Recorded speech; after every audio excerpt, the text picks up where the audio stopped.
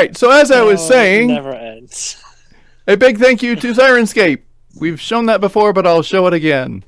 And start playing. They're a group I've signed up with. You can play with professional GMs like me, doing anything and everything from Pathfinder, Starfinder, Call of Cthulhu, Dungeons and Dragons, you name it, they can do it. So head over there. What about Shadowrun, Jerry? Shadowrun. I kind of like Shadowrun, can you tell?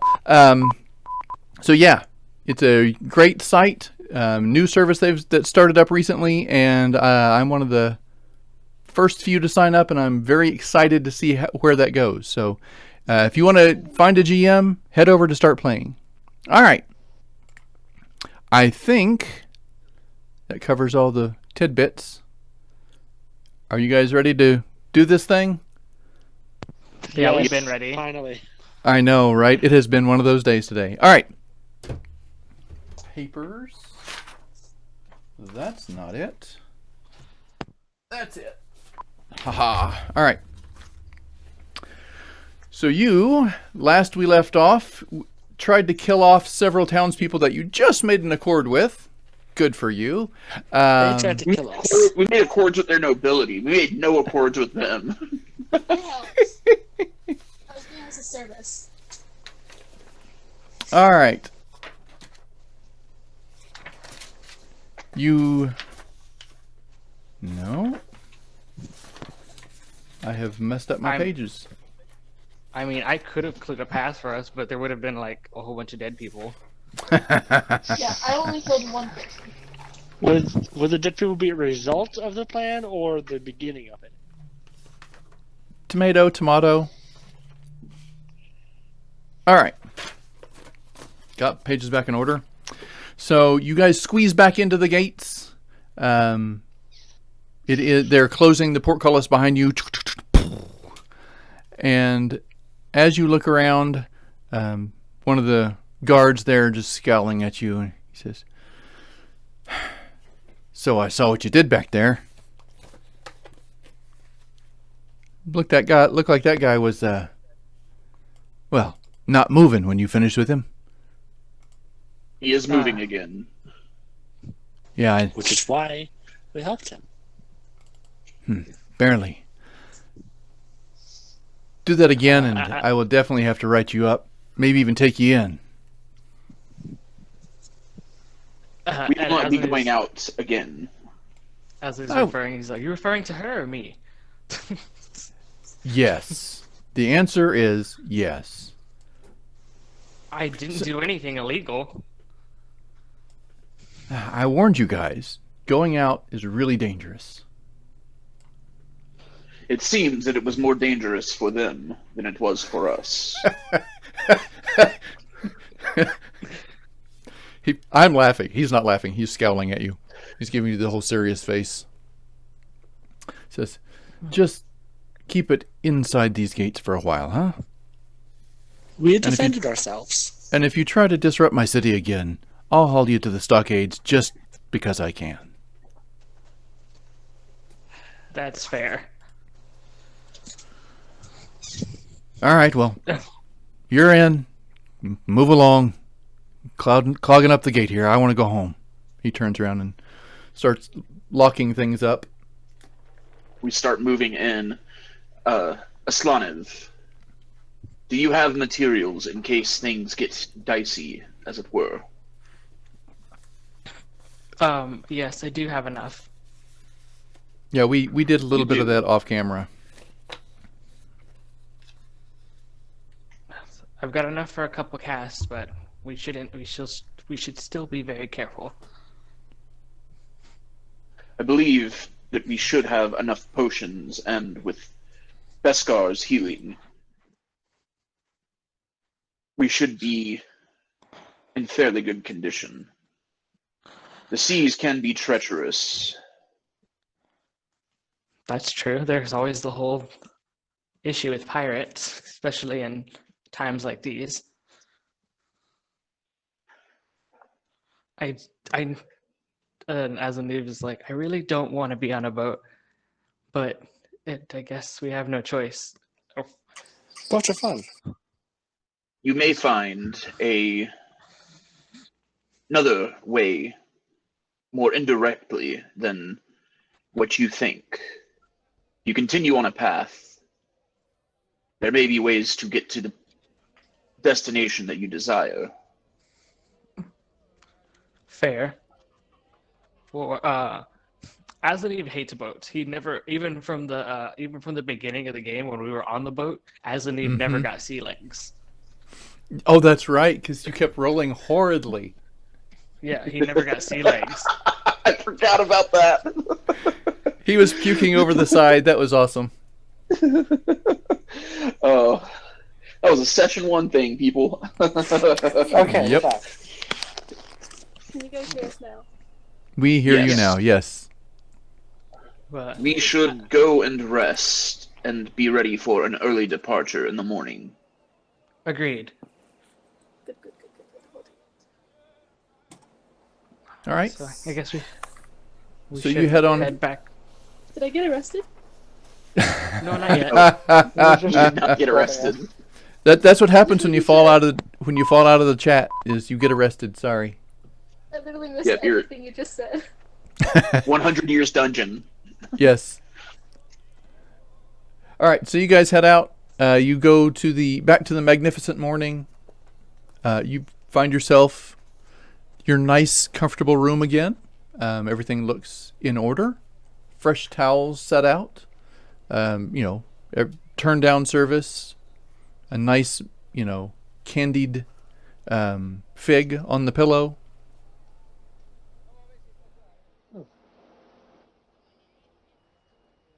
Pillows, plural, because, there's one for each of you.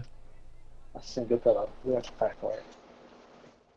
And so we have 2 separate rooms? Yes. Didn't Okay. we say we got 2? I believe I so. think so. So, before Grodin goes to sleep, he's going to get out the War Master's Greatsword, and he's going to try to meditate and make a connection with War Master Greth again, because he's pretty concerned about going home and, what to say. Like, he still doesn't think that he's worthy, but Greth named him, War Master. Yep. And so he's like, I don't know what to do, but he wants to try and get in contact with Greth again and see if, he can, All right, see if he can, commune with him. Right. Describe to me how you're doing that. So he gets down in like his normal, lotus seated position with like the blade across his legs, and he lays he has one hand on the hilt and the other hand on the blade, and is just meditating and trying to make a connection, because he's never talked to him outside of the one death experience that he had. Right. And he's just trying to find out, because he still does not think that he's worthy of the blade or the title. So right. He's just trying to concentrate and open up his conscience, or his consciousness to the magic and the power that is the weapon. Okay, so you sit there and are you staring at it? Are you like rubbing the runes on the edge? What are you doing to try to make that contact? Well, the hand on the the hand, I guess no. So he's gonna have it laying on his lap, and he's gonna have one hand over the cross guard, which is part of Greth's tusk. Yep. Okay. And then that's a bonus. I guess his hand on the most prominent looking rune that he can find. All right.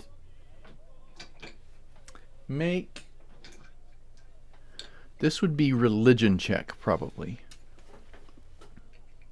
So make a religion check. We're going to use this as kind of like a religion saving throw, but there isn't such thing. So we're going to try to improvise a little bit. All right.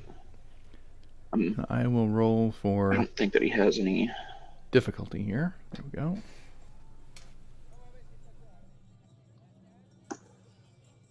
Ooh, probably not. 8.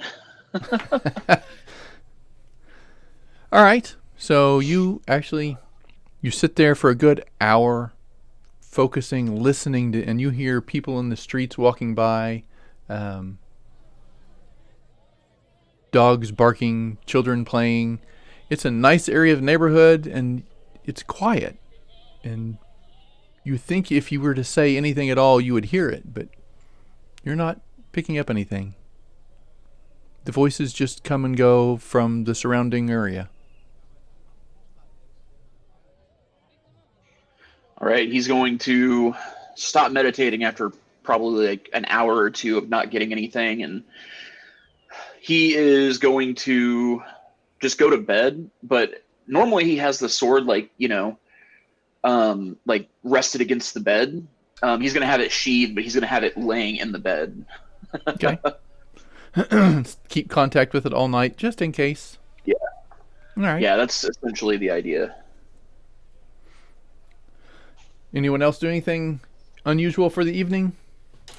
Oh, as an Stick with my sword? I No. guess before Grodin like goes to lay down, he sees that I guess he wasn't able to do what he wanted, and he was like having trouble contacting your patron as well. I have never been able to speak with him on my own terms. In fact, I have only spoken with the War Master one time before you brought me back from the dead. He Well, named maybe me War this Master, may sound but unorthodox. Dying is the answer. I would prefer to not die, if need be. You are with That's the fair. necromancer. I'm just saying.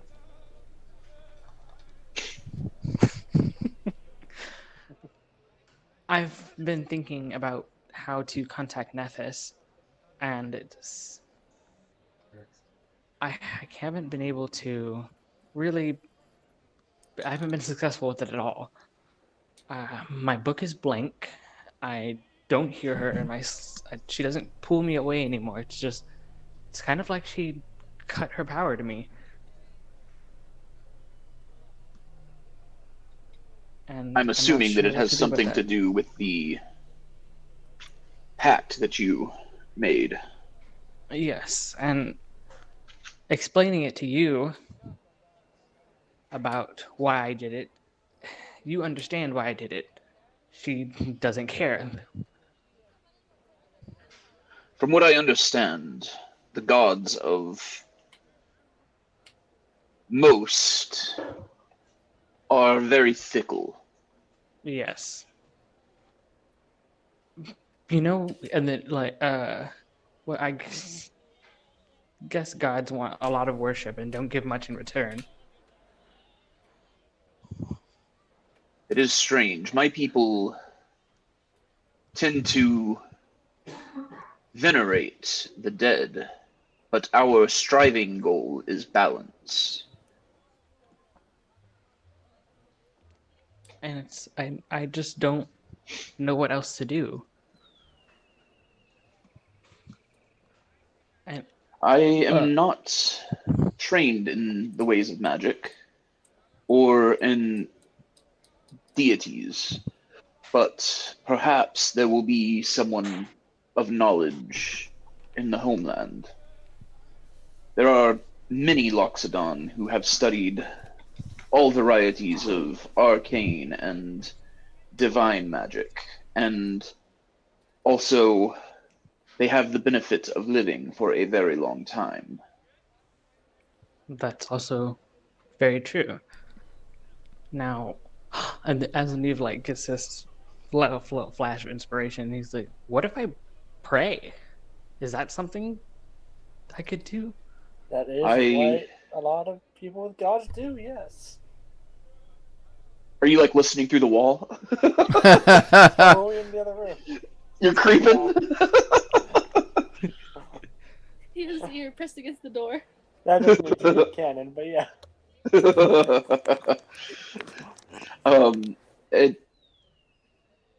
could be pertinent thing. From my understanding, that is something that gods tend to relish. That's true. I mean, I guess I could always try, but I'm a wizard. I'd never wanted, nor ever asked for a god for help. Perhaps that is what is angering Nethys. She feels that you are thankless. I could say the same for her. Well, I believe that gods look at things differently. I suppose.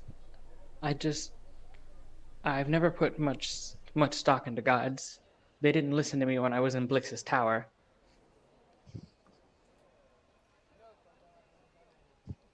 You can only try, my friend. I suppose. I wonder if there's have a formula to this. It's like, do I have to be in a certain kneeling position? Is there like a mantra? Like I just don't understand.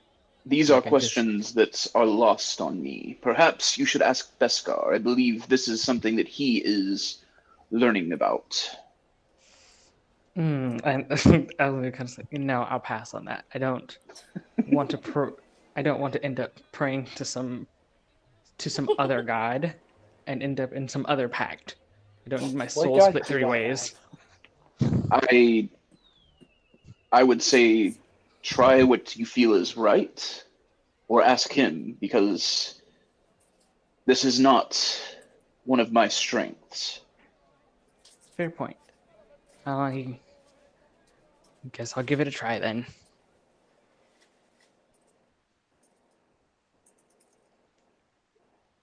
And so I guess Azaniv goes to his side of the room, and he kind of gets in the kind of like a kneeling position, and he was like, "Am I doing this right? I hope I'm doing this right."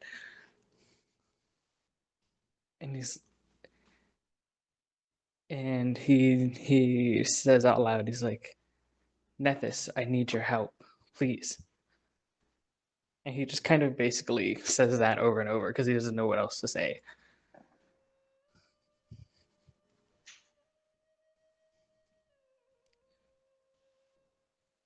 And that's it, I guess.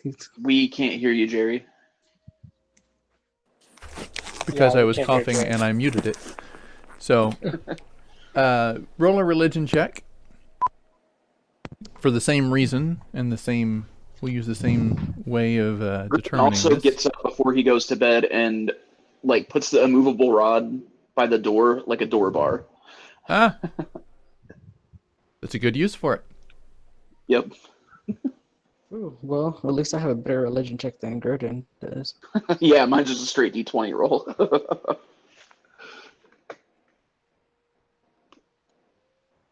I also got an Same. 8, though. Yeah, so you are sitting there as you're quiet. You let your mind, you know how to let your mind come to peace because you have to do that frequently to cast. And you do that and you hear the noise of people outside. Even that's quieting down as the night settles down. You hear people in the tavern talking a little bit in the pub, as it were. But that's about it.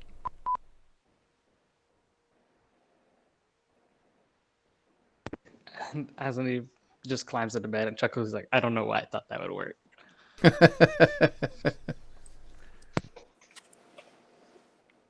Yep, Grodon's going to sleep. So right. Azaniv puts the necklace back on and then he goes to sleep.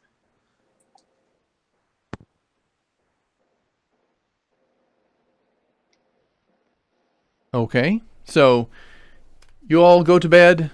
You wake up the next morning. You see the sunlight streaming in through the windows, reflecting off the fog below that seems to hang around in the mornings around the dock and lower areas. But you are sitting up on a hill a little bit, and you see clear blue sky and a beautiful bright morning. So are there docks in the upper city? No, the docks are in the lower city, way at the bottom of the slope. You guys are on basically a hill. All right. So Grodin gets up, gets a immovable rod, puts it back on in his pack, and then gets ready to go. Wakes up, and since Grodin's an early riser, he's going to wake up everybody early since they said like first light. Okay. Aslaniv, it is time to wake up. We must depart. All right. I will go wake up the twins. He goes next door and heavily knocks on the door until one of them wakes up and comes. No thanks, we don't want room service. It is time to depart. Oh, right. Okay. I get ready. Same. And did they tell them what dock or just meet them at the docks? He hasn't given you any dock instructions yet, other than he will prepare a boat. I thought that he said that we would be meeting at the docks or the next morning or something like that. No, Well, the last he said is he will prepare a boat and send you word. Oh, For some reason, I thought it was that morning.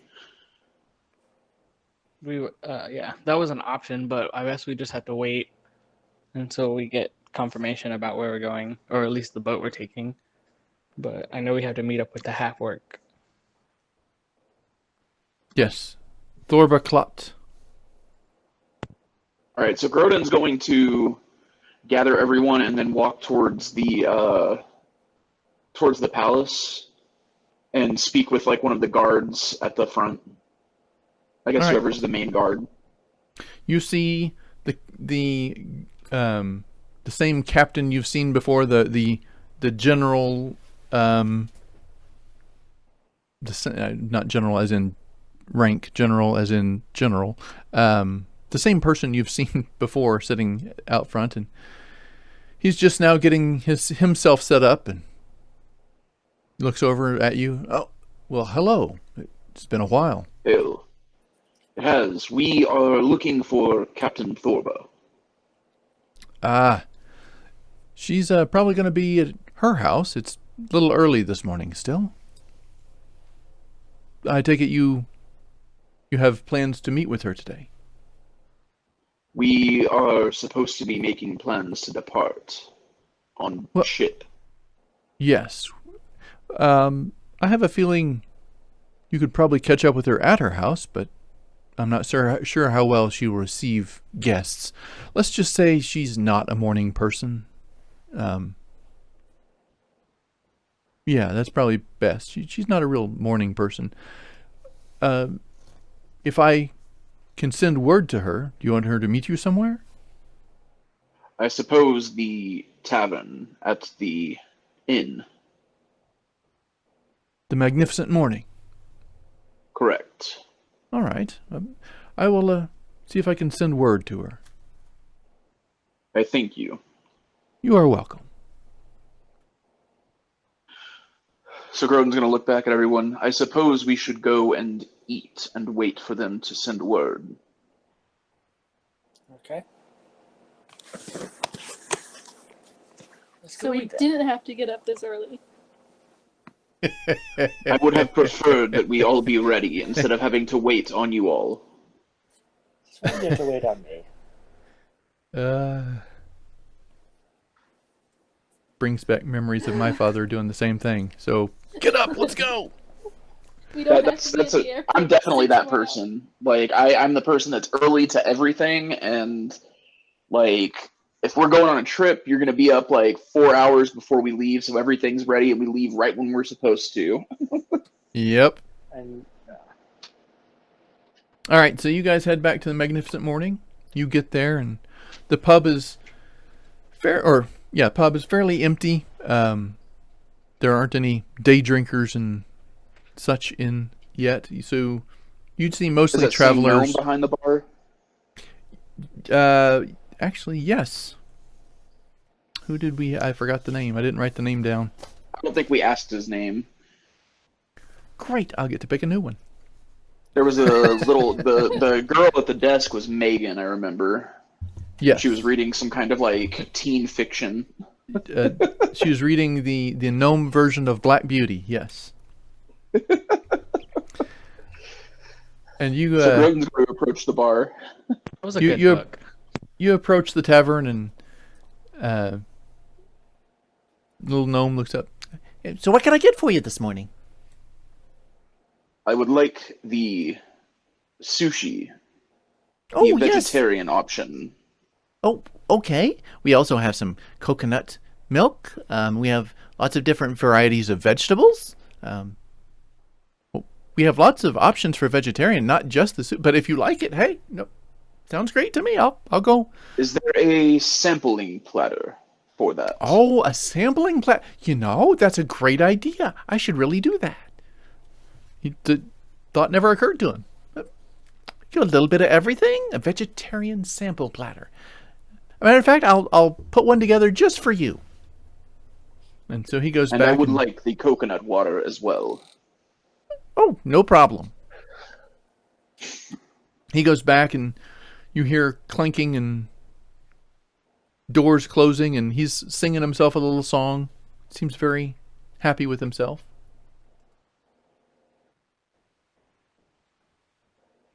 You get in and wait around for a little bit, grab a table, and pretty soon you hear someone coming up from the outside. A loud voice. Where are they? Oh, damn it. Just tell me where... and you know that's the voice of Thorba. She doesn't seem to be in the greatest of moods at the moment. Well, I can... Why didn't you just say they were in there then? Fine. She comes clomping in and sees you, waves at you. Greetings, Captain. Comes up to your table. So, you guys about ready to rock and roll today? Yes. We are. I was waiting for breakfast. Breakfast. But I am able to leave. Oh, breakfast sounds good. She turns the chair around backwards and sits down in it. Yeah, so what'd you order me? I ordered vegetarian. I doubt seriously? that is something that you would enjoy. Is- Bacon. She waves her hand. Bacon, over here. Lots of it. She Ron Swanson it. She wants all of the eggs and bacon. All of the eggs and bacon, yes. Instead of limited bacon, I want all of it. So Let me as stop you. What I think you heard was I wanted a lot of eggs and bacon. But what I really said was I want all of the eggs and bacon that you have. I love that scene. So you are sitting there and chatting up with her a little bit, and a few minutes later, you see Duke Porter come You in. can try this one. Who's a what? Groden stands up to, Groden stands up to address him. Okay. He comes in, and behind him are the palace guards, the ones that you just met at the door. Oh, you don't want tequila right now? After your... No, I don't want tequila right now. Oh my god, I'm so sorry. Is this sign of drinking again? Yes, of course. Yeah, tequila sunrise. That's great. Nope, we can't have that. You're gonna resurrect Groden, and things are gonna be real bad. Right? What happened last time? You know what happened? Yeah, you know what happened last time you decided to play D&D drunk, right? He muted himself now. We still My have bad. it covered. We still have it covered. I was I'm fiddling with it while I was talking. I guess I flipped it on. All right, so you are there. Duke Porter comes in, and behind him are the palace guards, and they just stand around very stoic. And he comes up to your table and sits down. Good evening, or good morning. I suppose Good morning, Duke. you are getting ready to travel. That is correct. I have set up a boat that you could take. It is called, if I can find my sheet here, it is called the Dawnskimmer. you'll want to talk with Captain Dewbeard. She's a little cranky at times, but generally agreeable. I You can thank meet you her. for this. You can meet her on the third slip. You'll see the name on the ship, I'm sure. The last ship captain I met was very upset with me. That is... I am unfamiliar with this story. Well, Maybe you should tell us. And he just sits back and crosses his arms like, go ahead. well, the last time I was on a ship, I stowed away because I could not pay the fare. That's where me and Beskar met, in fact. Yeah, then we don't need to go into that story. Anyways, Captain Crunch. Captain Crunch happened. yes, the crunch happened. No other important things of note. Yeah. Well, I see that this is probably something best left to history. Most Well, definitely. If you get a chance to tell us, I'll be willing to listen. In the meantime, he looks over at Grodin. I wish you Godspeed to the Loxodon people, where you can help gather them to free the changelings and help us strengthen our army in 2 different ways.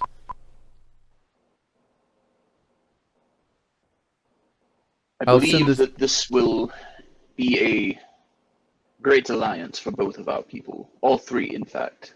I agree. I will send a team of specialized fighters behind you. They will stop at Luxcan and begin their march toward the Changeling City, where you have marked it on the map. They'll meet you there.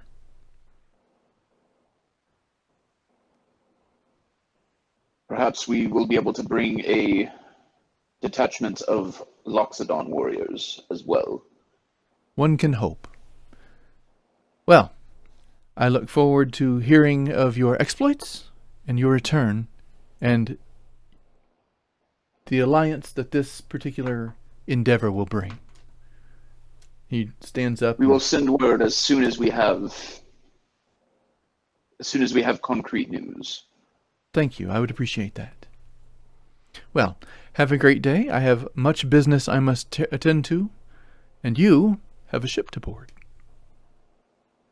And one more thing. You mentioned something about changelings, or he doesn't say changeling. He stops. He starts to say, he's like, the other people being able to impersonate very well. So you will know the people that I am sending with you by this insignia. And he hands Grodin an insignia on a piece of metal, which I will just cleared apparently off my phone, which I was about to hit send with. There it is. Send.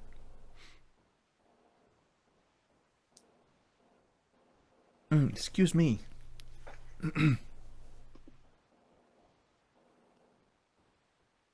Nope, Did you give it's that to sideways. all of us, or I sent it in the dice rolls. Sorry. It might also help to have a code word. A code Yes. word. What would you It is suggest? possible. Well, we use the word ditto. but we can choose a different one if you want. That one's stupid. Ditto it is. I will send word that when they present this insignia, they must say the word ditto. That is acceptable. Very well. Well, I look forward to how this will all turn out.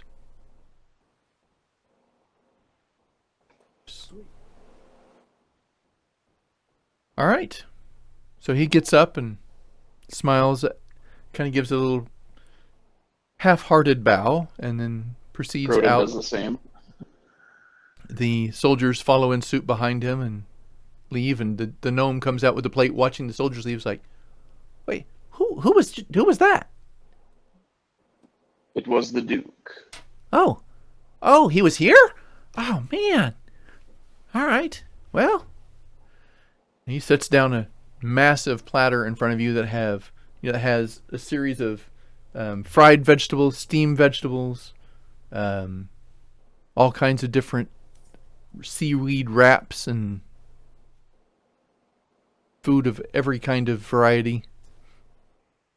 Yeah, It's very, Grodin's gonna scarf that down. very appetizing, very well made. It's not, junk food. It's very high class food.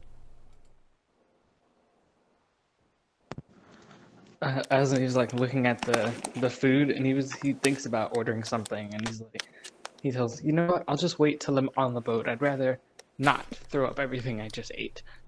But then you're just gonna throw up everything you eat while on the ship. Exactly. Well, I'd rather throw up trail rations than throw up good food. I guess. It's like I don't want to waste any more money that we have to. If you want. Oh, this is on the house. I mean, this is the Duke's paying, so if you want to order, hey. Grodin's gonna tip him another 2 silver for this. Thank you very much. I order lots of bacon as well. Oh, all right. I got one set deep frying right now. I'll bring some more out in just a minute. Great. Yes, he deep fries bacon. Have you ever had deep fried bacon? Good stuff. No, I don't I've think never had it. Captain, how are we to make our way to the boat? We attempted to make a foray into the lower city last night, and it was rather tumultuous. Did you have an armed escort? I generally do not seek an armed escort, as I am quite adept myself. Let's just say you'll have one this time. Not a problem.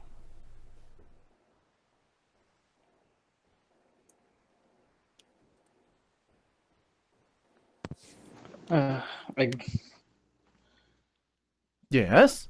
Yeah, after like 2 minutes, Grodin's finished that whole platter. Yeah. well, The bacon comes out and Thorben begins chewing on it. More comes out and is placed in front of Beskar and Co. Are you sure you don't want something? Food. They're skinny. He's looking at Aslan Eve. I can give you you know some. what? That's fine. Just bring me out whatever. It's not gonna even matter. A whatever. Ah, now you're talking. And he runs back, and a few minutes later he comes out with this pork roast sandwich, cheese spread all over it, drizzled with like this thick brown gravy. It's beautiful. You're so good at puke. Here you go. This is the whatever sandwich. That's what we call it, actually. Oh, wow. Okay. Well, Because it's whatever we could find left over in the kitchen. Enjoy. He turns around and This is heads what you back. asked for. Wait, give me a That's- second. I cast Purify Food and Drink. It is The not in first any time way it's been used in poisoned, D&D. and it purify food and drink doesn't reduce the calorie count. So, but generally it's very tasty if you would like to eat on it. as he will eat it, and as he's like in between bites, he says to Grody, he's like, I'm eating this. It's not gonna even matter. If only there was Your such a device constitution that I could is rather save this lacking. memory. I just All right. never. What are you guys? What are you doing next? You're gonna sit After and we chew finish, for- Grodin's going to get up and he's ready to go as soon as everybody's finished eating. I'm also ready to go whenever we're done. All right, we should head out. We have a long journey ahead of us, I suppose. So you head out. The gnome. Bye. Have a great day. Bye. As you're heading out, Thorba is leading the way. All right, people, stick close. And as you get to the gate, she talks to one of the guards for a minute, and you can't necessarily hear what they're saying, but something about the docks, and you get the idea. She's, giving him instructions. He turns around. Yes, ma'am. All right, guys, open it up on the count of 3. You and you on me. As they open it up, it's early morning still. It's the sun has risen, and it's probably 8 maybe, and the crowds aren't that enthusiastic in the mornings. So there are several people out there, but they're not yelling and screaming. They're just kind of sitting there, biding their time. As the doors open, they stand up and start chanting a little bit louder, because they think that someone might pay attention to them. And the guards go out the front. Thorba follows right behind, and she waves at you guys. Come on, let's go. Grodin follows. All right, so you guys follow down behind her, and you make your way through the city with armed guard in front. The people seem to pretty much leave you alone. They, give you scowls and say a few things here and there, but you eventually make your way down to the docks. And about the time you get halfway through the city, the crowds are pretty much dispersed. Most of them are pressing up against the upper city because they're not allowed in, and they're trying to get, to yell over the wall, basically. So about halfway through, Thorba looks at the guard, says, "All right, man, head on back. And I got this from here. I think Grodin and I can handle this, can't we?" And she backhands you playfully. Correct. All right, so you guys head on down the rest of the way to the shipyards and the docks. And I'm going to switch that. There we go. As you're coming down to the docks, things here are a lot more lively. You hear people milling about and hammers going and different ship hands shouting at one another to grab this or move that, or go get the other thing, the other box, stuff like that.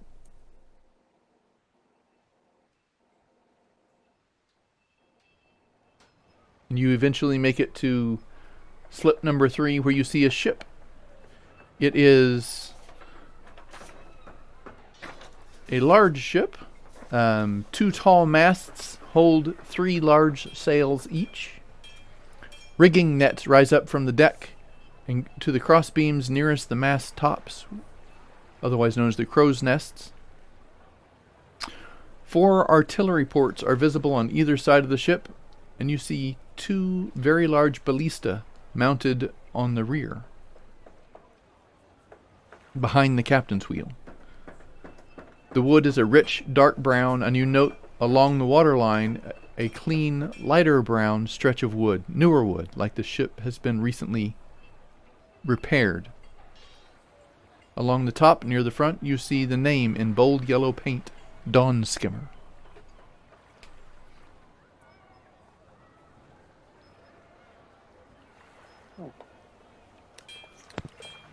Well, This is it, boys. And lady. She looks over at Ko.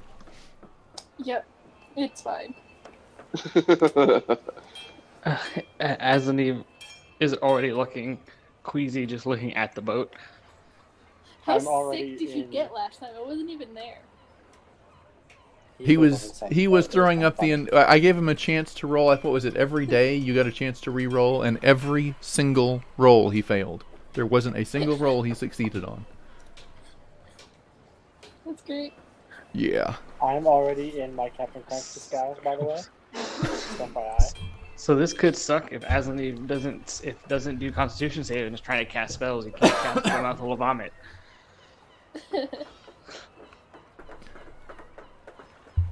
All right. So you head toward the gangplank that's pulled down there, and there's a male halfling standing at the end. He looks up at you.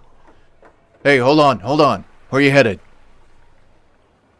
We are here on behalf of the Duke. Oh, you're the official business.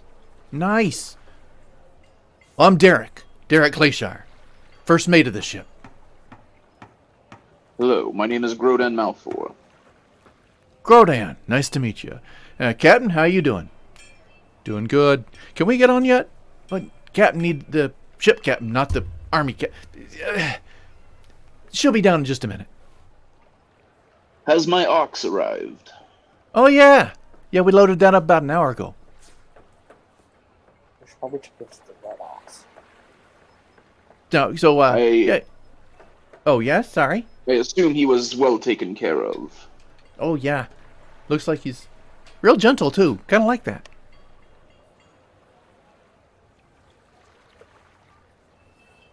Animals usually get a little fussy on the water.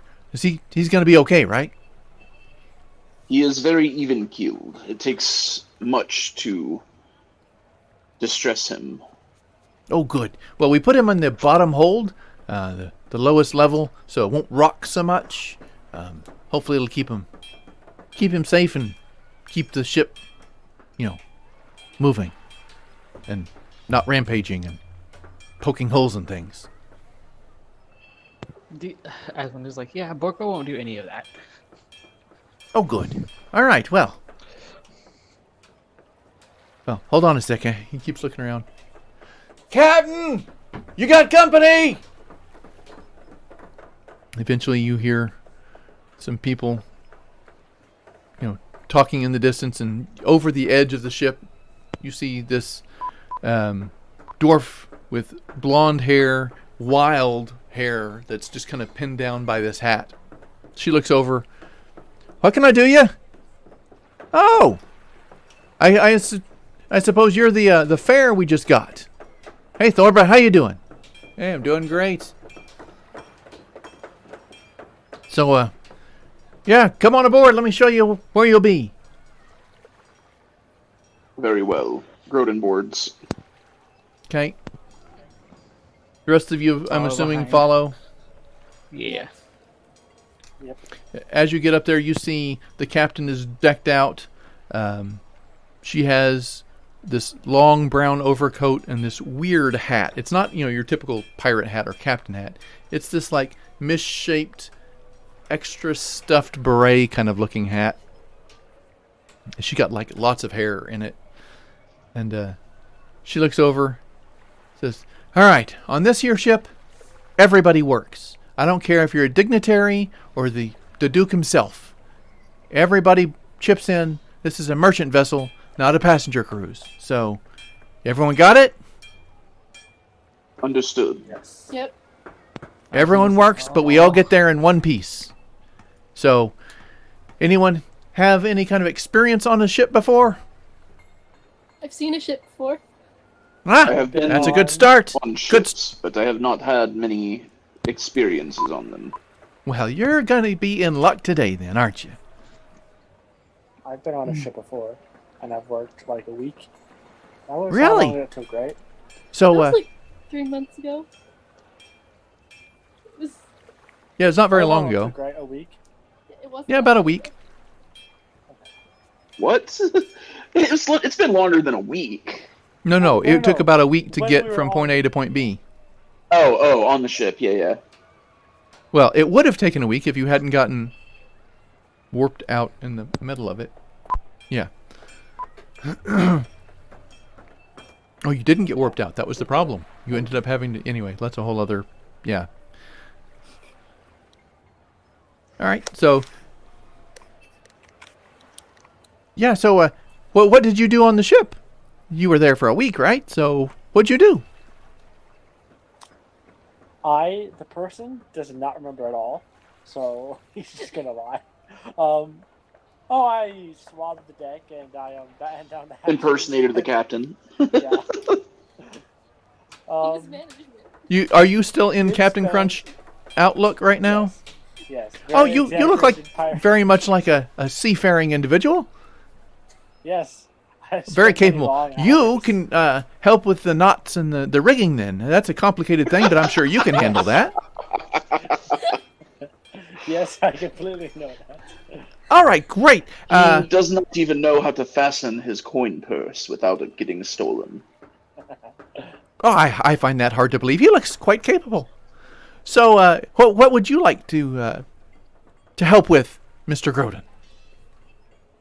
I am up to helping with anything. I prefer things that are heavy lifting. Oh, we got lots of that. So you'll be down on the second floor next to your ox, making sure that the weight is distributed evenly in the ship, moving boxes around. If we get in any kind of trouble, you're going to be manning the ballista. You're going to be the reporting to the sergeant at arms. So I'm sorry. It's been a crazy morning already today. I'm Captain Dewbeard. You can just call me Captain Dewbeard. What was your name? I got your name, Groden. I didn't get everyone else's name. Aslaneve here. It's a My name is... pleasure to meet you. Hello, I am Crunch. Crunch. Formerly lieutenant, but now promoted to captain. Oh, it's good to meet you, Crunch. All right. And you? She looks over at Ko. My name is Ko. Just a normal name. Ko, that's a very nice name. Short and easy to remember. All right. Well, and Thorba, I know you already. So, Thorba, she can help out with the rigging as well. She's done that before, haven't you? Oh, once or twice, yep. Great. And, what would you like to do? She looks over at Ko. I have literally no idea. I've never been on a ship. Great. So you're going to go over there with Jacob. He is our cook and quartermaster. Kind of dual role. Maybe you can help him out in the kitchen and help him sort some of the supplies that we get. That means you'll probably be giving Groden orders to what to move and what not to move. Nice. Did she point out this Jacob, or did she just say that? Yeah, you'll be over there, and I'll introduce you in just a moment. And you, Skinny, what would you like to be working on? I'm really not suited for manual labor. Well, there's only one role for you then. You're going to be talking with Alistair. Allie, as we call her. She'll be over there by the captain's wheel up there. She's our ship's navigator. You'll be studying maps and helping us keep from running into things. I can do Should that. I impart on her and you the correct way to get to our destination? Well, we're heading, I know, to Luskan because we have some items to drop off there. This is a merchant vessel. But once we get there, I've been told you have a special destination. Hold the special destination until we get to Luskan. You never know if you'll need to know, if we need to know or not. Very well. But yeah, once we get to Luskan, we'll work on that together. How far is Luskan? Luskan's about 3-4 days from here, depending on the winds and the weather. And the troops will be departing from there. The troops. She looks around. Are you bringing more, Thorba? Oh, I for some reason thought that we were leaving troops. Yeah, different vessel. He's sending those later today. Oh, okay. Whew, scared me. I didn't think I had enough food for a minute. All right, well, you have your orders? And she points out Jacob, the half-elf. He looks very happy and seems to be kind of like humming himself a tune as he's walking across. And he looks over to Ko and says, "That's Jacob. You'll want to go visit with him. Over there," she points over at a human. He's kind of shy, has a pleasant smile, but he doesn't seem to be like, super cheerful right now. He's working over there on some knots, just doop-a-doo, taking the knots out and working on some of the rigging. I walk That's over to him. that's Thormund. Thormund is probably who Beskar you'll want to talk to. Okay. Aslan Eve, right? Pardon? Yes. Who did you say Beskar should talk to? Thormund. Okay. Aslan Eve, you'll want to go up to the top there. You see there's the elf woman up there with the long brown hair. You see her up there? That's Allie. Just go introduce yourself. I'm sure she'll be fine. Perfect. And Thank Grodin, Yes. you're going to go over there and you see this big, muscular turtle carrying up a hand, like a shoulder full of ballista bolts. Ballista bolts are not small. They're basically fence posts with metal tips on the end. Yep. And he's got an entire bundle of them on his shoulder, and he's walking across. That over there is Rocky. You'll want to go talk to Rocky. He's in charge of the sergeant at arms, and he's also in charge of making sure all the weapons work properly. Keep us safe. Very well. Grodin's gonna go over there to him.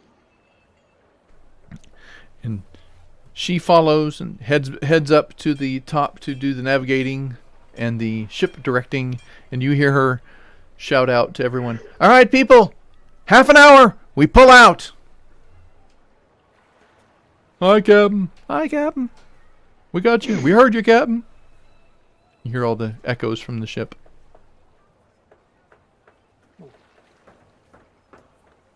I'm starting to regret saying that I was a captain and I know what I'm doing. So I'm heavily debating just going up to the captain and going, "Yeah, this is all a costume. I don't know anything. Please give me something that I can do." But that's not going to cause the ship to crash and die.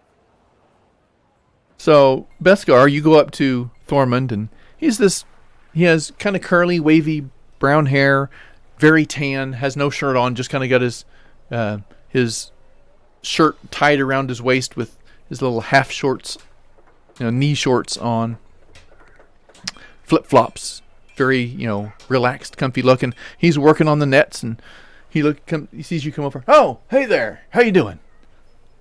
Hi. To be completely honest, this whole getup, I was just told that this is what sailors wear, and I am... Yeah, that looks a little realizing official. that Yeah, I'm realizing that it's not true. No, So- this is kind of what we wear. Pretty much nothing. It gets hot out on the ocean. Okay, I'll stop it, and I make it just my normal cloak outfit. So you just go how do I right do in front of that? him. Yeah, it's all a disguise, really. Just Whoa! closer. Just to That keep was it a- actual. How'd you do that? It is this. I can disguise myself. It's a Magic hat. It's a magic hat. Ah, that is. Wow, now that's a trick. Can I borrow the hat? That's pretty cool. Yeah, sure. I see nobody that could go wrong. You're actually giving it to him. He has to attune to it, but I'm. gonna Yeah. let him So you look give at him it. the hat, and he puts it on. It's not working. You have to know the command word. Oh. All right. What's the command word? Dookie dookie then. Here. And he just takes it off and hands it. You're playing with me, aren't you? Yeah. Ah. That's still a pretty neat magic trick, though. All right. So I take it Captain sent you over here to work on some knots. Yeah, and I have no idea what I'm doing. So if I could have some, pointers on how to do it, that'd be great. Great. Well, let me show you how to make a few and then how to undo a few. Some of them get a little messed up. And he sits down, and for the next hour or so, he begins to teach you all about how to do knots. He hands you a couple practice ropes, shows you, put this one over that one, pull it through, loop it this way, that kind of thing. Left over right, that kind of thing. So, Grodin, you go up to this massive beast of a turtle. He looks over at you. What's up? Looks up at him. Hello. Yeah, turtles are about I the was same height as you, told- so he's still big. I was told that I was to come here to help you move the heavy things. All right. Well, follow me. And he starts lumbering down the steps. And while you're lumbering down the steps, let me see. So we have a picture of the map. Transition Where? all that over there. I'm putting it up. Yeah. Okay, awesome. Zip. So this is the ship you're on. 2 ballista in the back.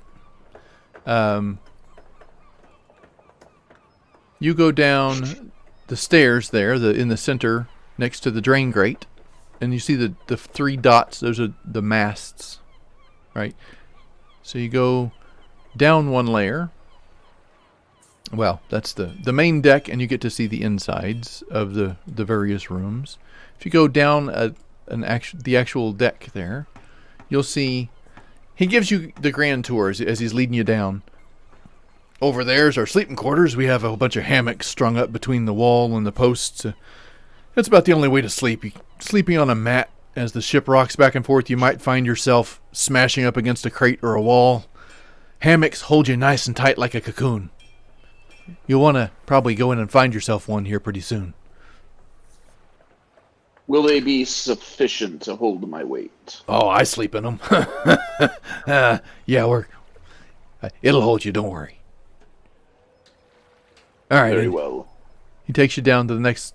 Follow me. Come on. Keep it going, though. And you look around, and on this level, you see a couple extra ballista sitting up front. They're not mounted anywhere. They're just sitting there. As you know, if one of them breaks, you can replace it, kind of thing.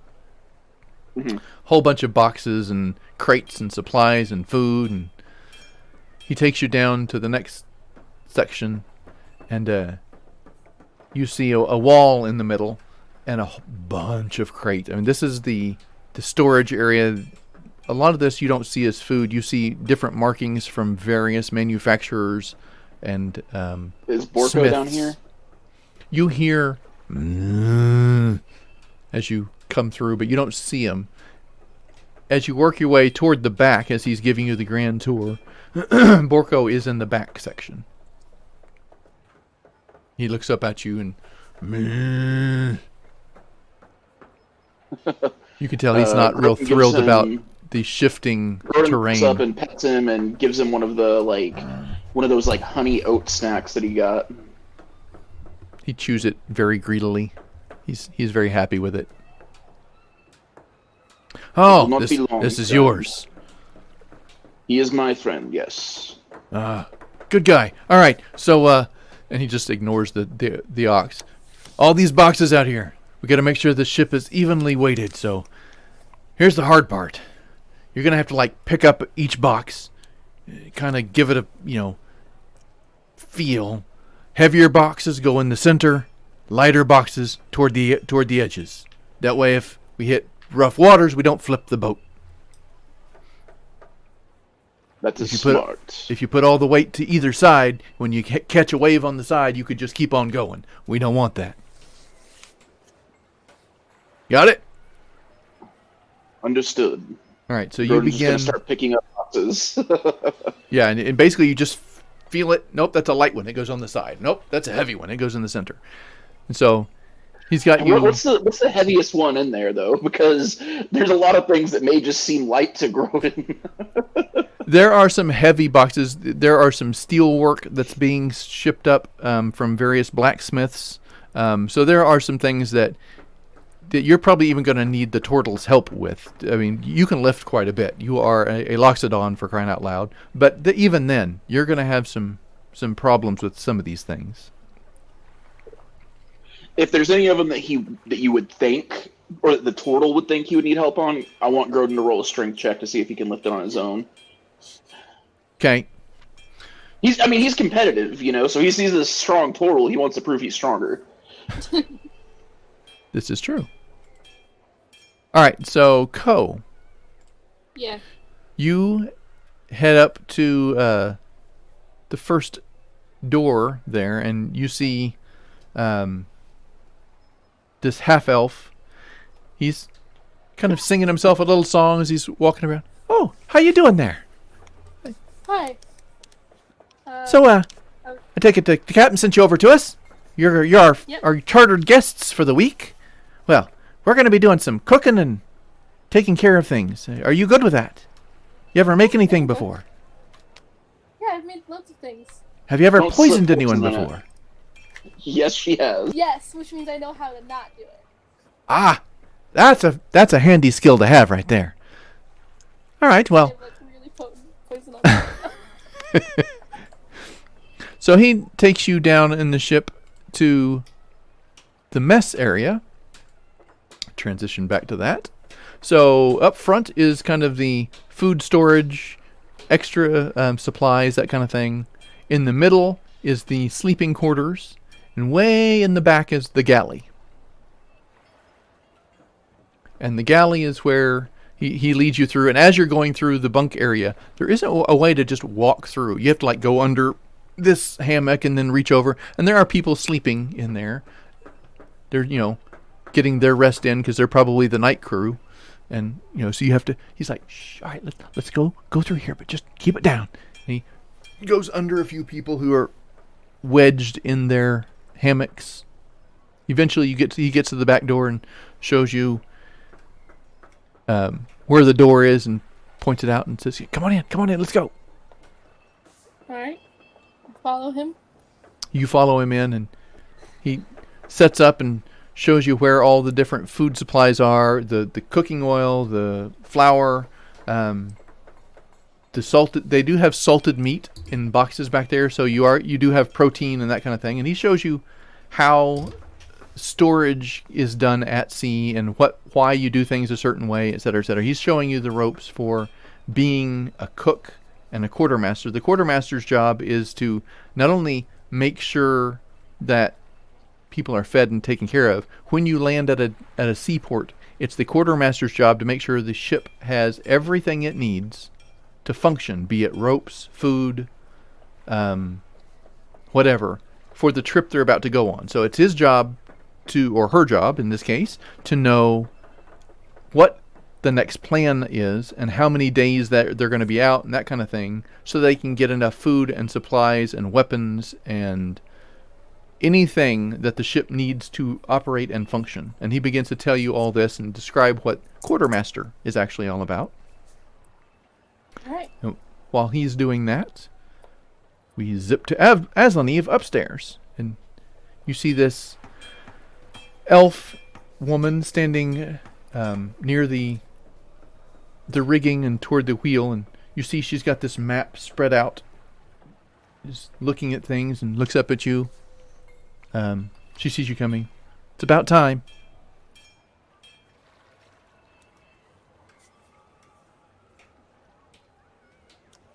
Do you say anything in Aslan Eve? return, or you just... Did we lose Are you being Aslan Eve? sullen? He's He muted. muted himself. Is he drinking again? Aslan Eve.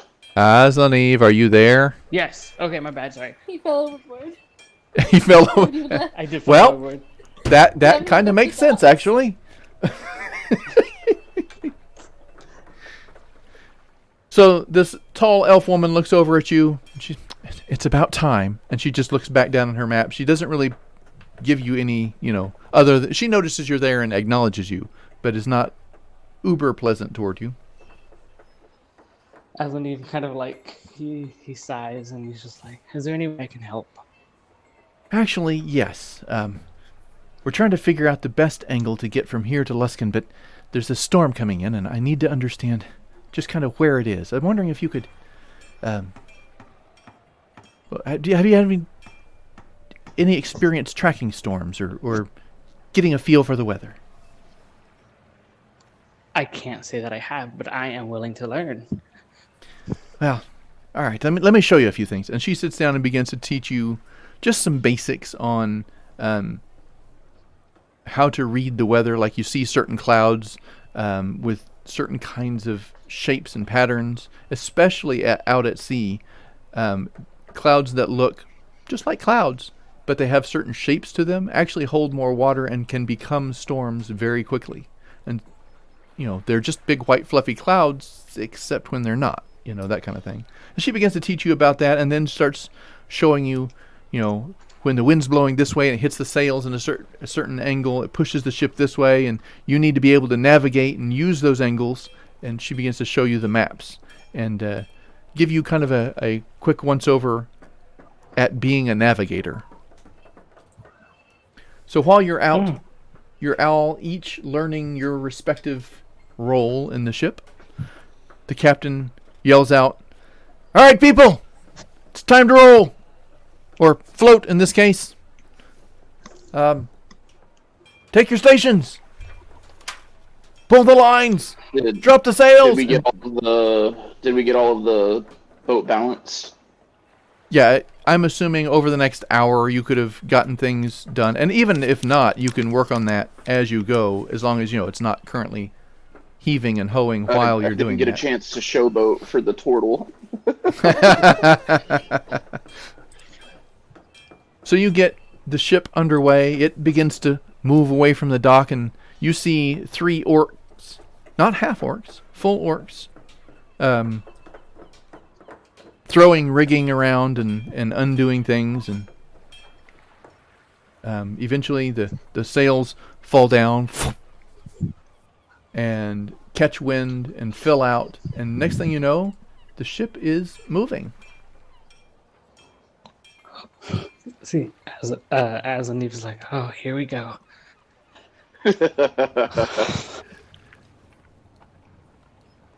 All right, so we're going to hope for really good rolls this time. As you get going, you begin to feel the boat rocking back and forth, and as Aniva especially, we'll start with you just to see how things go. You feel the, as the boat starts to rock against the horizon. We need a Constitution check. Well, that was a bad roll from Groden, but it's still a 12. It's above a 10. That's all you're looking for, is above a 10. It's been a while since he's been on a boat. Oh, that's what he passed! Woohoo! Finally! Yay. So what do Cohen... Rolling? Yeah, we're all rolling. Alright. Which are So Co, you're down, Yeah. and what's really weird is not seeing a horizon. All of a sudden, you feel the things moving under you that shouldn't move, and your eyes and your brain can't comprehend it all, and you start getting really queasy, like... She pukes it in the food. which skill was it? Which... Constitution. Constitution. And Jacob looks over. Say- Oh, hey, are you okay over there? Looking a little green. No. Oh, here, let me show you a trick for that. And I'm turning He goes- better than I do in my white form. he goes and gets a piece of meat and slaps it on your forehead. Just tilt your head back and leave that right there, nice and cool. Beskar rolled a Okay. 10. Nice. I do that. We all roll low, except for Ko, we all pass. So Co, you got eventually the queasy passes, but you are definitely, you got this piece of meat stuck to your forehead, and you just kind of sit there, letting it soothe you for a moment.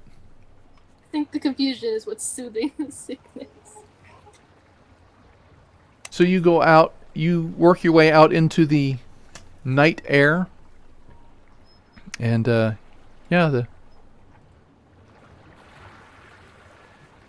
or the day air, as it's daytime.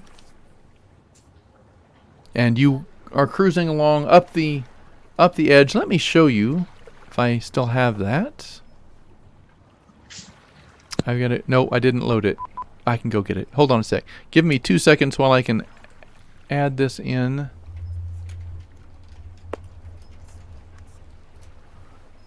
I gotta go find it, because this might be helpful for you guys to understand here.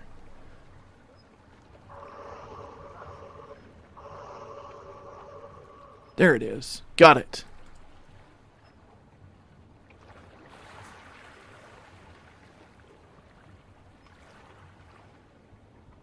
All right, so I'm going to pull that up. We'll turn off the Discord dice roll. All right, so you guys are at the bottom of that blue line. That is Baldur's Gate. And you're sailing up to Luskan. Luskan is the first stop there, way at the top. And then from there, the plan is to go around Icewind Dale to wherever Grodin says to go. Captain knows it's somewhere above Icewind Dale. So, Aslaneve, you get a nice lesson about the Sword Coast and charting through various territories, and you know that about halfway through there's a set of shallows that you guys are going to have to be careful for, and she begins to tell you all about that and all about the navigation that's going to take and all the tricks of, basically drifting, which is to, set the boat sliding sideways until you get just right and you drop the sails and it catches wind and pushes it forward at just the right angle, and gives you all kinds of little tidbits like that while you're learning your position.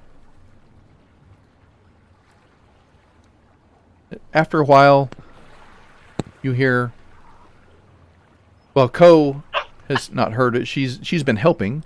The cook has been, while she's sitting there with this piece of meat on her forehead, the cook has been frantically putting together lunch, and eventually comes around with this big old pot of what equates to, gruel or stew. It smells, I'm sure it smells fantastic. It's not helping you any, Ko, but it smells great. And he eventually grabs a cord and pulls on it, and up on the top, Aslaneve, you would hear next to the captain's quarters this little bell, ding-a-ling-a-ding, ding-a-ling-a-ling. And the elf looks around. Allie, lunch is served.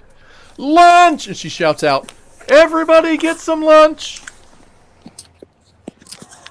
And people jump down from the rigging, and she's like, "Come on, let me show you the best part about the ocean. The food." Not throwing up?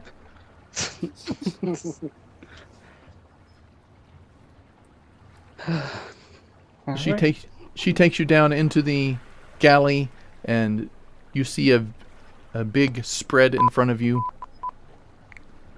It looks quite tasty. There's a big pot of stew, 4 or 5 loaves of bread, chunks of, butter and vegetables, and all kinds of what looks to be very well-made food. All right. Well, I guess we eat. And Grodin and Rocky, Rocky looks over at you. "I think that was the dinner bell. You hungry?" I do not know if they will have the correct food for my dietary needs. "Well, I bet they got a little bit of everything. Let me guess. Vegetables." Correct. "Yeah, me too." "All right. Yeah, Jacob usually cooks for the best of us, so yeah, you'll be fine." Very well. All right. So he heads up the stairs. "Follow me, I'll show you." And you and he have a harder time getting through the sleeping quarters because it's a bunch of hammocks strung up all over the place, and there isn't a pathway to walk between them like a single walkway. You had to duck under all these hammocks, and he's a turtle. He's not all that graceful, so he knocks a few of the bunks over as he flips them as he's going under them. Fortunately, there were no bodies in them at the time, but you could imagine if there were someone sleeping there, they would probably be face planted on the floor at the moment. Is Grodin going to have to roll any checks to get through this? No, you are a little more graceful than he is. The shell really throws him off. I mean, I have a dexterity modifier of 1, so I don't know. Eventually, you find your way, get a good meal in. It's very tasty. A lot of varied options. Yeah.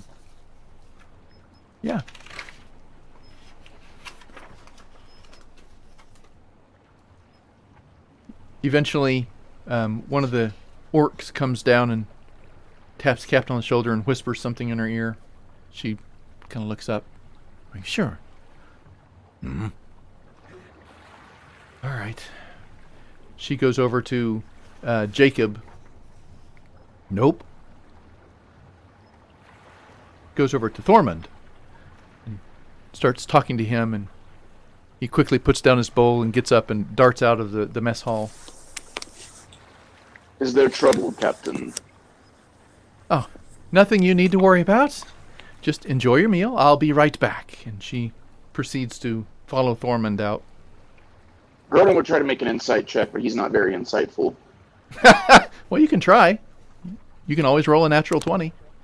Are they going out to the upper deck? They are going out. You just know out. All right. Okay, can I have Cheese follow them a little bit? Sure. Is Cheese the owl, or have you changed his form? No, it costs money to change his form. So he's That's still why I was owl. asking.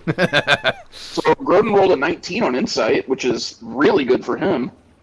You saw the fear flash across her eyes.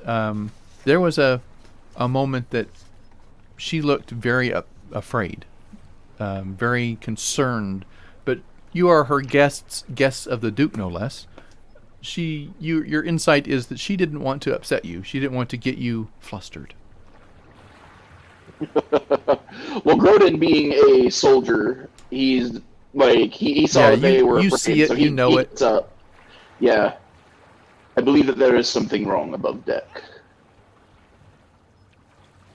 Asaniv says, he's like, what is it with boats? Always, and there always being trouble. You couldn't just have maybe this. maybe it's just us that brings trouble.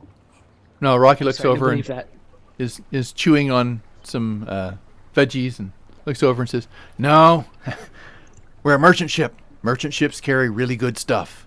Pirates like to catch really good stuff. Trust me, it ain't you." So I'm still having Cheese follow the other Yep. people that left. Grodin stands up and he's gonna start heading towards the top deck. Asaniv puts up his hands in defeat and he's like, I told you, pirates. It's always pirates. Okay. So he's still eating. He doesn't even care that there's pirates.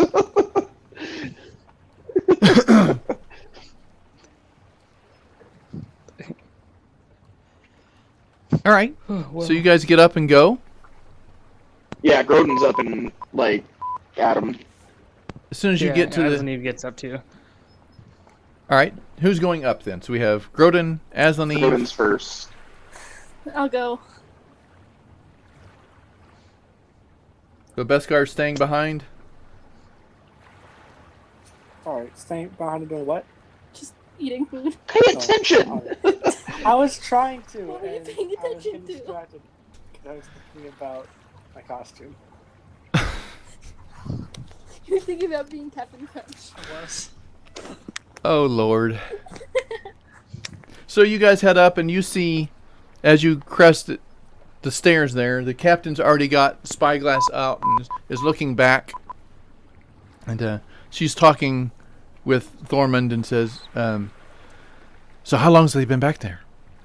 I don't know, ma'am. Probably a good 4 or 5 hours since we left dock. Because it's been a while. You guys have been out to sea a while.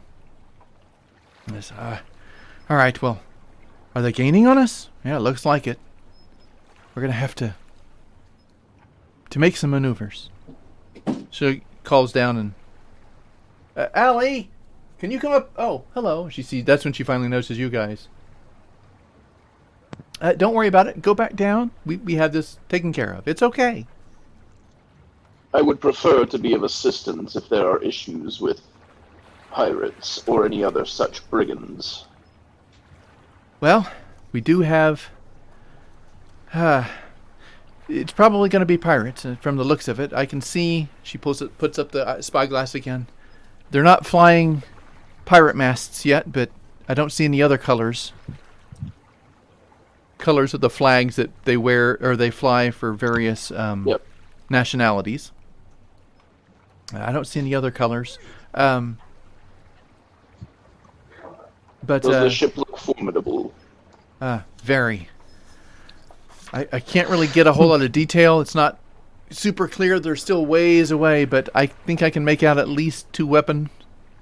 If they have 2 weapons at this distance visible, there's probably more. Let's Azadib turns to Groden and he's like, "This could be an opportunity. I haven't had a chance to resupply on certain components." So what you're saying is no mercy. I believe the idea would be to lose them or outmaneuver them. Is that correct? That would be my goal, yes. I'm not planning on... This ship can defend itself, but it's better to not get in a war than try to win one. We are very formidable fighters, and if it came to it, I believe... Can you hit that we things would at make a 300 large yards? difference. I cannot. Then it probably is not going to do you a whole lot of good. Because they can sink us at 300 yards.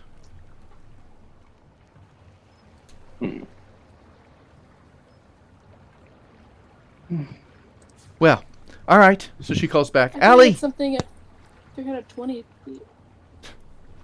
320 feet is my most ranged thing. And you see Allie coming up. Less than 300 yards. Yeah. and What are you going to hit them with? Like a bow and arrow hitting a large ship? I mean, just saying. Allie comes up. Yes, ma'am. We need to plot a course. I have an idea. And she runs up to the captain's wheel, the steering area, and they're talking up there. Anyone following them, or are you guys staying down here? We can follow. Is there explosives Yeah, on Groden will this ship? follow. Since You do not navigation see is any my job, I'm explosives. following Allie. Groden, The is there wep- explosives on this ship? You were in storage stuff? I only lifted boxes. I did not look inside. None of them said, like, explosives, don't shake or anything? Warning, TNT. Not to my knowledge. Usually they have warning signs on them. Man. The weapons on the ship are not cannons. They are ballista, which is giant fence posts with steel tips and giant-sized crossbows. Hey, they can kill dragons, apparently, according to Game of Thrones. Yep. From like 5 miles away. Well. All right. So they get up there. Aslan, if you go up with them and you hear him talking about, you remember that she was telling you about the shallows, and Captain keeps talking about there's a set of reefs over here. If we just go for that, there's some islands. We can zip between them. They surely wouldn't chase us into there. It would be too dangerous for them to move that fast. But, have to be able to turn those sharp corners like that. Allie nods. It's worth a shot. Oh, hello. You think so? Have you done this before? I haven't, but it's always a good time to start learning. It's a great time to learn. I like your attitude. All right. So she begins to make marks and get her compass and figure out angles, and eventually she starts giving the captain, 3 clicks left, 2 clicks right, getting things lined up, and Captain hollers down, "I need wind in the sails! Get the rigging up!" And eventually giving everybody orders. You see the sails fill with air again, and they get them turned just so that even though they're at like a 45-degree angle, they're pushing the boat straight instead of sideways, and it catches enough wind and it picks up a little bit of speed. And you guys notice you are headed slightly off course, but basically toward land, not out into the central of the ocean, but toward the land you came from. And Groden's going to go downstairs to where he saw those other ballista Can he lift one of those? You certainly could. They weigh a couple 100 pounds, but for you, that would be, it would be a grunt. You might pass wind or something as you're picking it up, but you could definitely do it. He's gonna bring one up to the deck. The captain looks at you. Whoa, that's our spare. What are you doing? It does not hurt to have more weaponry if needed. Are you going to mount it somewhere? I was going to fire it. Was going to be a little difficult. If it's not mounted, it'll just fall over. Grodon's gonna try and hold it and shoot it if he needs to. You can try.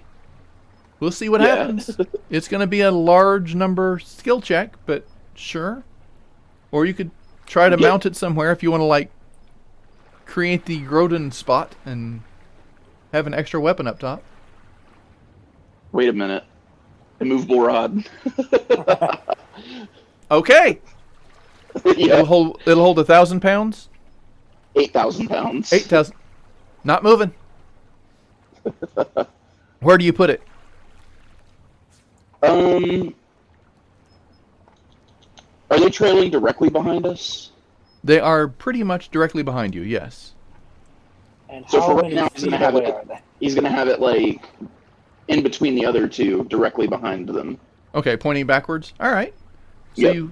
but where are you putting the rod? Underneath it. Underneath then it's not going to hold much. It's just sitting on top of it. The rod. Oh, you're He's putting gonna, it. he's gonna plant the rod above where the the sight line for the back of the boat is, and he's gonna mount the ballista over the top of the rod.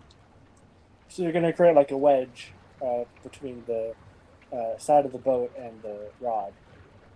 No, the rod. You can clip the rod and it will stay in place in midair. Right, but so you're pinning the ballista forward so that it doesn't kick back when you fire something. That's the way I'm picturing it, but I want to see, is that what you're thinking? That's kind of the idea. He was going to have it to where it was sitting underneath the brace, I guess, where the ballista normally braces. Right. And he was going to also hold it in place himself. All right. So you get it set up and click the button, and it doesn't hum or vibrate or anything. It just stays there. And the captain looks back and goes, "That is ingenious little device. What is that?" It is an immovable rod. Right, but what is it? It is a rod that magically stays wherever it is clicked into place at. And it is quite immovable. Very interesting. She goes up and tugs on it, and sure enough, it doesn't give. Very interesting. I'm going to have to look into those. All right, well, she begins getting things, giving her orders. You see rigging come down and sails fill further with air. Who is doing the rigging? That was Beskar, actually. Beskar.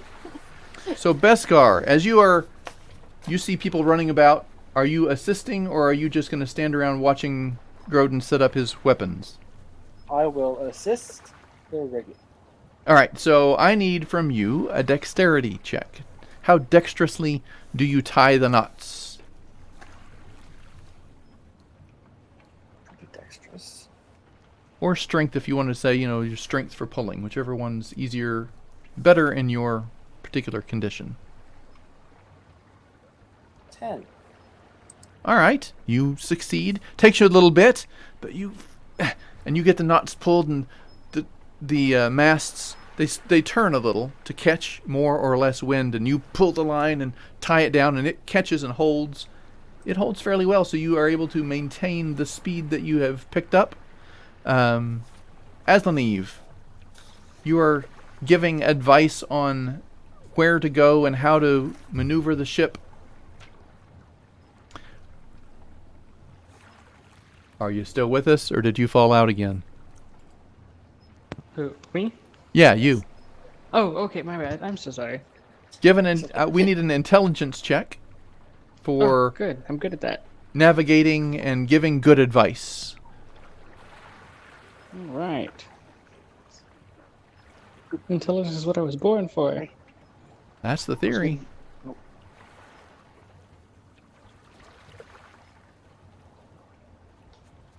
Guess I could show the dice Oh rolls. my fucking god. 8. So, you Oh my say goodness. she looks over and goes, well, I think we should go this way, and the wind is blowing. It might push us into the reef. We have to be careful. And you're like, no. Trust me. We got this. Just keep going straight. You think so? Oh no. We're gonna die. So Oh my goodness. after a while, she said, all right, we'll try it. All right, so that's 1 success, 1 fail. Grodan, Yes. you have moved the ballista up, so you are protecting a little better. I would say for aiming and knowing how to defend, etc., that would probably be an intelligence check. Being able to just intelligently figure out how to make sure the ship was a little more balanced and ready to fire should it need to. I need an intelligence check, please. 14. 14. All right. So after a while, she gets the spyglass out and is looking through a little more.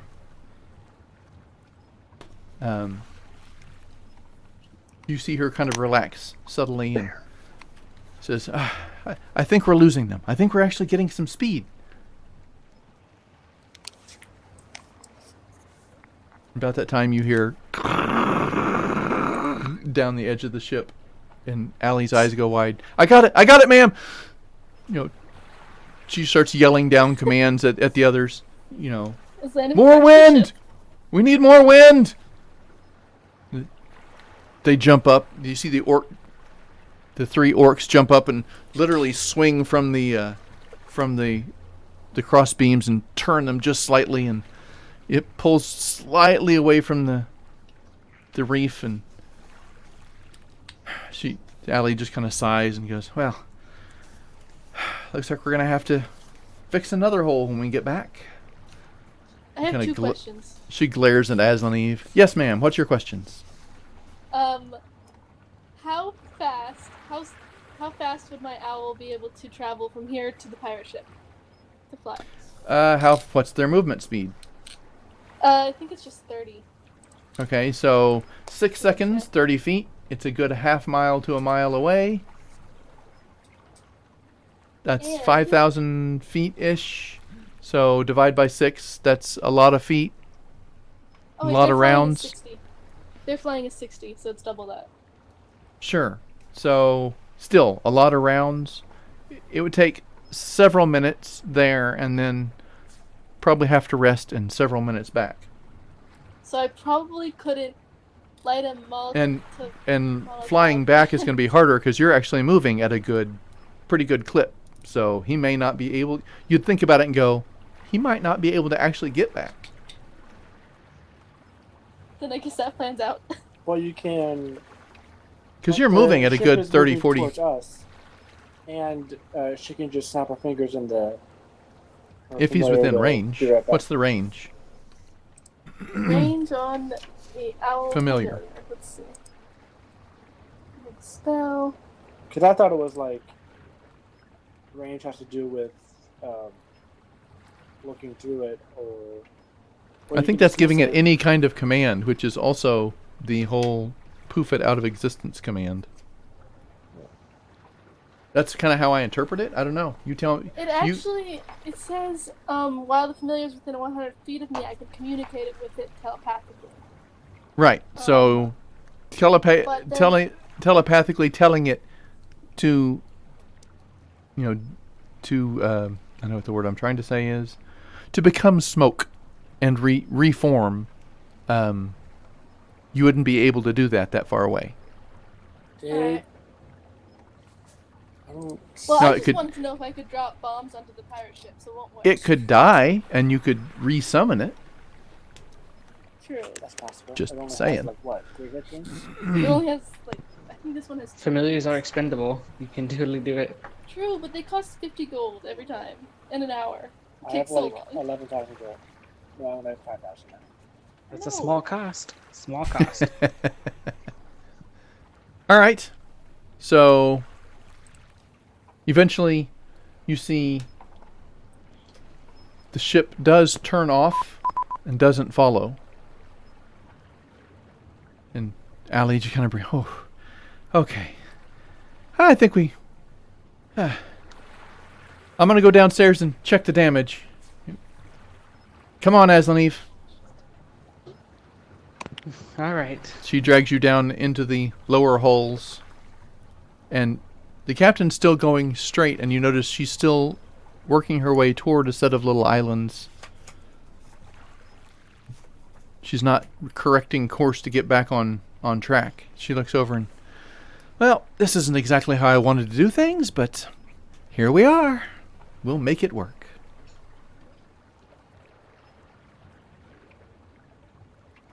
So she's headed on her way. She begins spying up toward the islands, and she looks over at one of the orcs. And when was the last time Aarakocra were present on that island? He's like, I don't know. She kind of looks through again. That's just weird. I don't remember Aarakocra being there. It's a third time and looks, and you see the color kind of drain from her just a little bit. No. Guys? I think we have a problem. Is it air pirates? Air pirates. A little worse than that, I'm afraid. A dragon. We need to, no, I thought they were Aarakocra at first, but I think they have claw feet. This is probably not good. Nice. So, I'm going to suggest everyone get below deck, except those who are able to fight. I can fight. And as you're sailing along, I mean, you're in this little channel, and you're moving along in this channel, and you can't really turn the boat around. There's just she explains and that there's just not enough room. The boat is now on this course, and it is what it is. And you're headed toward this little island that you're going to be skating right past, she says. And problem is, she sees these winged creatures buzzing around the island. They look thin and gray and frail. But she's heard of these before. These are not... This is not good news. Generally, when she's come through here before, she tells you all that, when I come through here, I don't have to worry about it because either they've had a meal recently or they're just sleeping the day away. But today they look like they're hunting. That could be a problem. What are they? I'm afraid they're harpies. Sea Haven't we harpies. dealt with harpies before? I don't know. Have you? I don't think we have. Not in this campaign, I don't think. I might be getting confused with Cricket Royale. I don't know. That might be it. So, That might be it. who is staying up? She tells, non-essential people, get below deck. I don't want to lose any more of you. Some of their eyes go wide and, they... Okay, all right. Grodon's staying up here. He's ready. Yeah. I think the Is rest of us are Aslan too. still below decks? I don't know, you're... Oh, yeah, that's right. You went down below to repair the hole. So, yeah, Ooh, Aslan there goes Eve your is ranged below deck. firepower, guys.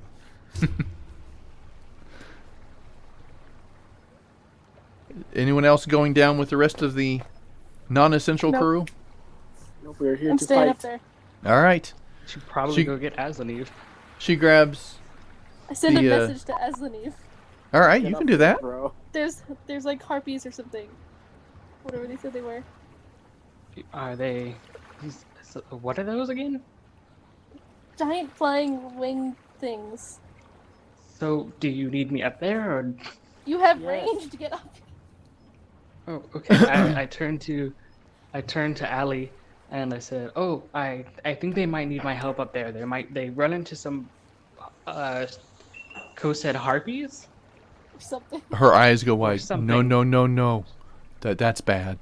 Are you sure? Well, yes. She seemed distressed when she told me. All But right, they probably need me up there for magical range. I will. I'll check the damage here and head on up as soon as I'm done. Go. All right, and Azaniv takes off.